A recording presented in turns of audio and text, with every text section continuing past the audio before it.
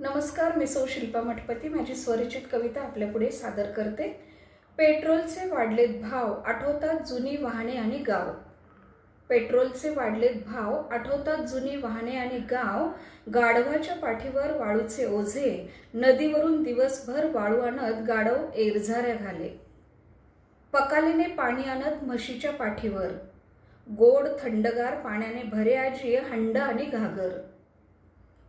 शाळेत न्यायला घोड्यांच्या टापाटाकीत टांगा यायचा, बग्गीत बसून शाळेत पोचवायचा।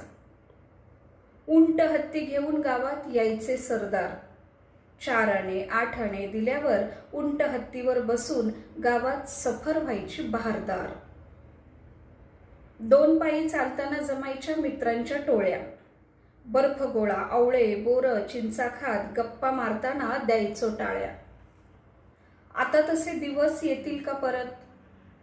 गावभर फिरणारा गाई गुरांचा ताफा दारापुढे येईल का चरत? 4 चाकांच्या बंद गाड्यांच्या काचा खाली केल्यावरच दिसतात आत बसलेली माणसं। दुचाकीवर आवाज करत शेजारूनच लांब गेलेली दिसतात आपलीच माणसं। अचानक रस्त्यात चालताना वळणावर चौकात भेटणारी आपल्या ओळखीची, काही अनोळखी पण बोलता बोलता ओळखीची होणारी माणसं दिसण्याचे भेटण्याचे प्रसंग आता दुर्मिळच झालेत। पूर्वी कित्येक कथानकाची सुरुवातच मी रस्त्याने चाललो असताना रामरावांची अचानक भेट झाली अशी दिग्गज लेखकांची असायची।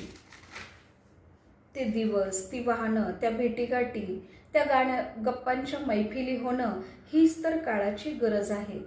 कारण यावरच मनुष्यरूपी सांगाड्यात असणारा प्राण फुलत राहणार आहे, असणारा जीव जगत राहणार आहे, असणारा जीव जगत राहणार आहे। धन्यवाद।